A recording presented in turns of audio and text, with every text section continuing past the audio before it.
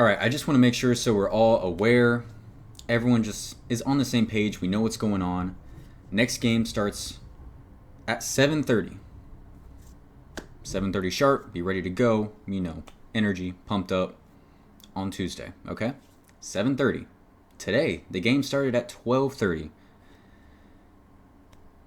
Showed up maybe 105, 107, maybe 108. Let's let the team know when the game starts, please. Hey, hey, Tampa Bay, down the left field line. That ball is gone. So rough game one. But this is not something we're not used to as Lightning fans. We lose game ones all the time. It feels like dang near every series we lose game one. So it could have been worse. I'll spin it positively for us towards the end, but let's give us the honest truth, okay? The team did not show up in that first period. I mean, it was all Panthers through the first 15 minutes. And Bobrovsky was chilling for 15 minutes. Shots were 9-0 for Florida at one point in that first period. It's just crazy. So hot through the month of March, just clinched, ready to go. You show up. Yes, it's in another team's building. Yes, you're not at home. But you got to start better than that. I mean, so with that, of course, Florida does score first. Reinhart just barely gets the stick to a puck floating towards Vasilevsky. Vasi still gets a piece of it, but it still goes by him. And Reinhart, who has had an amazing season, just putting up crazy numbers, scoring 57 goals. That's impressive. He gets that first one, puts the Panthers up 1-0, gets the building even more into it. I mean, the Lightning, they did have a response, though. They had a response to end that period. It just is annoying that they waited that long. You know what I'm saying? So it ends up being Hagel. He buries a rebound. Great move by Cirelli to get away from his defender and put a shot on net. Big rebound. Hagel's there. He buries it. So that ties the game at 1-1. And it got real quiet after that. The Lightning looked really good towards the end of that period and outshot the Panthers 8-1. So pretty much flipping the script just towards the end of that period, showing what they can do. But the Panthers they adjust very well. And Paul Maurice, really good coach, has this team ready to go, and they're built for playoff hockey. They were physical today without being over the top to create a bunch of penalties. It was just a well-balanced game for the Panthers, controlling their emotions at home, and I think we're going to have to do something in Game 2 to change that. Before the end of that first period, AC Mont has, now that we're at the end of the game, what a chance. Off the crossbar, that would have been crazy to put the Lightning up 2-1 right before the end of the period, but it does hit the crossbar. Teams go down the tunnels 1-1. I feel like after that first, I just really wanted to see the Lightning make Florida work for it a little bit more. It was just, messy, turnovers in the neutral zone. Florida could take it the other way, get a shot on Vasilevsky, keep some good zone time, cycle, do everything that you need to do in playoff hockey, and they were just allowing it to happen. Andrei Vasilevsky, looks like playoff version of him is here. Amazing game from Vasilevsky. I'm going to say all of those goals. 2 of those goals, one's a tip in front. Nothing you can really do on that. He still got a piece of it, but squeaks by. And that second one, we'll get to that. That second period was definitely the most uneventful period of the game. It was just such a tight-checking game. And you make a mistake, you have to take advantage of it if you're the other team. It was that close, that tight, and there's zone time. It's not like nothing's going on, and it's just moving the puck down the ice and uneventful. There's plenty of zone time on both sides, but like I said, the checking is just so tight, and there's nothing really dangerous getting put on net for these goalies in that second period.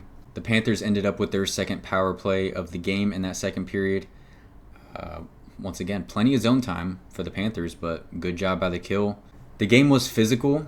but it didn't boil over at all. I mean, there were over 100 hits, so playoff hockey, physical rivalry, but it didn't reach that boiling point. And it didn't really feel at all during the game like it was going to reach that point. I feel like both teams were kind of just feeling each other out during this game, and it just never got there. I feel like in Game 2, we're going to see more in that area from the Lightning, like, Jeannot, go lay someone out. Like, you got to get to that tipping point, create some chaos. You're on the road. You're the underdogs. Make things messy for both sides. Don't just allow it to be messy for you. The Lightning did get a power play in that period, and that got absolutely shut down. Great kill by the Panthers. And before the period ends, Nick Paul has just a ghost holding call. They didn't even show the replay. Like, you're just like, okay, holding penalty, Nick Paul, where's the replay? You get nothing. I saw a replay. I saw nothing.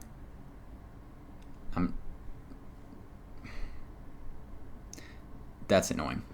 There's 23 seconds left in the period. They finished the period off, but going into the third period now, Panthers score. Barkov with a fantastic pass, not taking anything away from this goal. Fantastic pass from Barkov. Dumba, Glendening, lack of communication. They're both sleeping, watching the puck, whatever it may be.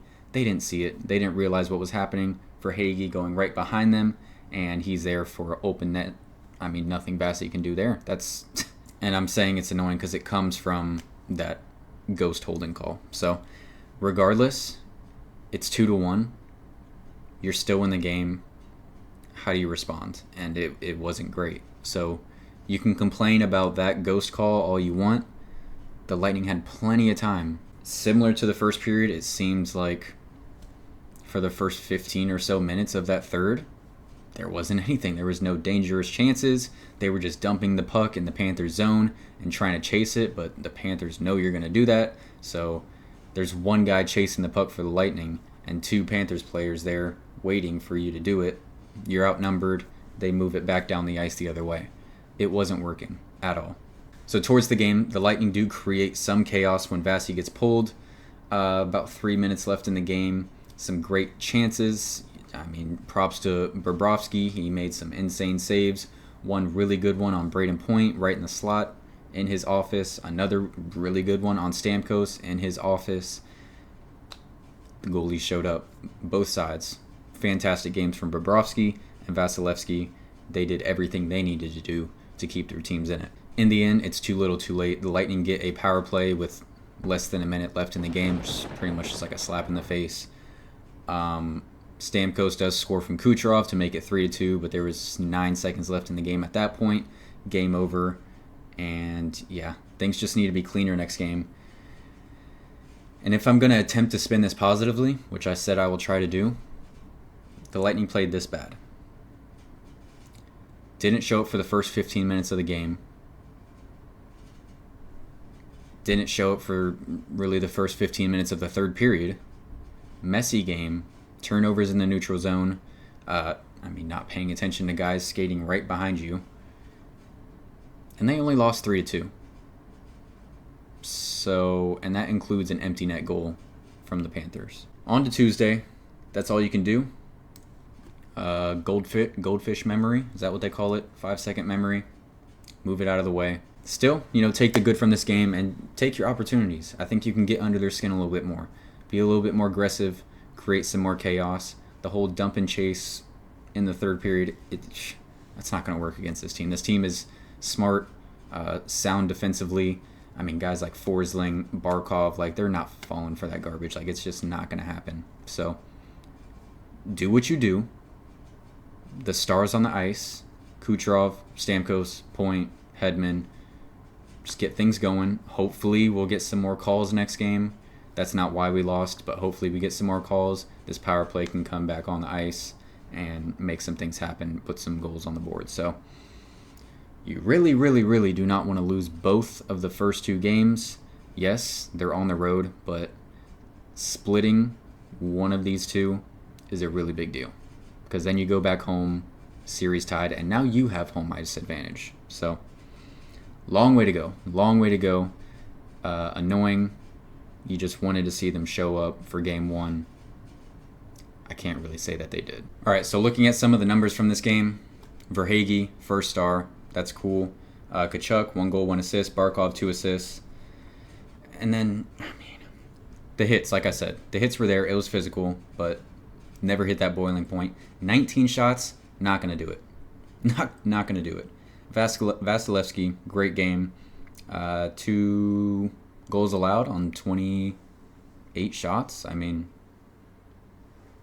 that's great. You'll take that in the playoffs. That's perfectly fine. But 19 shots, not going to get it done. It's not good enough. Especially when 5 of those probably came in the last 5 minutes in the game. So really for 55 minutes, you have, 14 shots? Offensively, you got to come different. You got to come different in game 2. That's going to be it for me. Thank you guys so much for watching. Comment your thoughts on this game down below. Like I said, long series. Don't trip too much about it. On to game 2. See y'all Tuesday. Again, thank you so much for watching. Please like, subscribe, and go Bulls.